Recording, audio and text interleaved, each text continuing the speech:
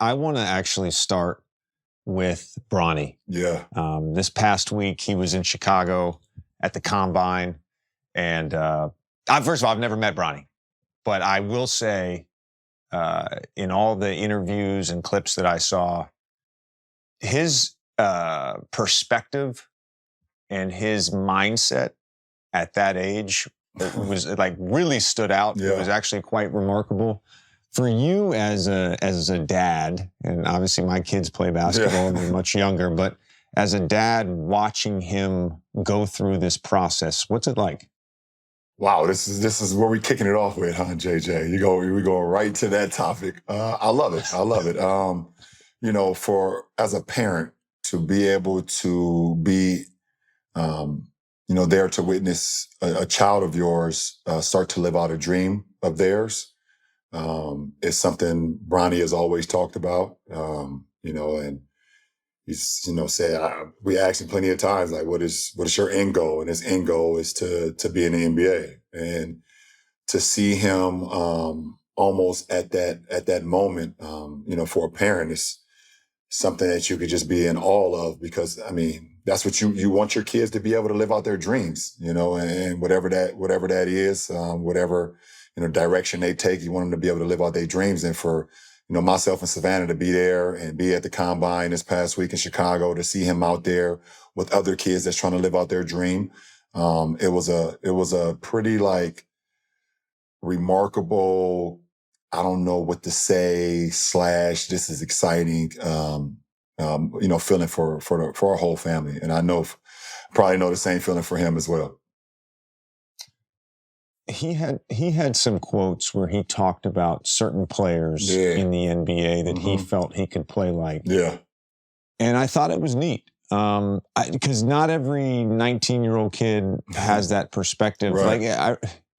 Most of us, we think we're going to be all-star, all-NBA from day one, and that's not necessarily how it works for everybody. Do you talk to him about that? Do you talk to him about who he can be in the NBA? No. Or is he figuring this out on his own? Yeah, I think he's figuring it out. I wanted him to kind of figure it out on his own, where he see himself fit in the NBA, or, where he see, what his comp looks like, to see, him mention guys like Derek White, Drew Holiday, a few other guys, Marcus Smart, and our league, Davion Mitchell. These are guys who come in and for a team that's trying to win championships, a team that wants to win every night, these are the players that you have to have on your team, because it doesn't always show up in the box scores, but it always shows up in the winning plays. And, for Bronny to have that perspective on where he stands today, that's great. And I think that's great for any team to be able to have a 19-year-old kid. Like you said, I know that wasn't my goal. My goal was listen, I'm trying to make it to the All-Star game in year one. I want to be, All-Star. I want to be MVP. I want to be this, all of these things. And a lot of us have those aspirations, but, for Bronny to just have that mindset of listen, at this point in time in my life and in my game, I know where I stand, but I know how I affect the game, he's just a winning player. And I just love his mindset. It's just some of his answers and to a lot of the questions that was given to him was I was in awe of, because we've never actually, even talked about it. But he's living in it. He's living in the moment, and he's definitely carving out his own lane. He's definitely not his dad, and I'm not him. I wouldn't be able to handle the scrutiny and all the things that he got going on, at his age and at his level, and with social media. I didn't have social media to deal with when I came in at 18. I did have a lot of scrutiny. I did have a lot of things that was put on my shoulders,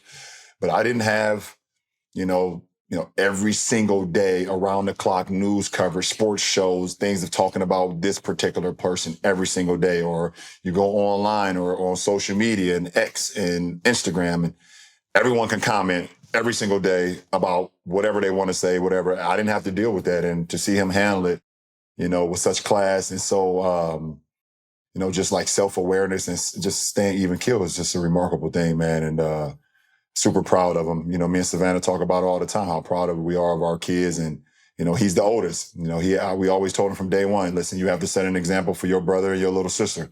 And he continues to do that. Yeah, I would say that NBA media got a week's worth of content out of him being Yeah, well, since I think they said, well, since your dad's not in the playoffs no more, you know what? We're going to ride your coattail, Bronny James. We can't get your dad to say anything right now. He declined an interview at the Cavs game. We can't get him to say anything, so we're gonna use your son.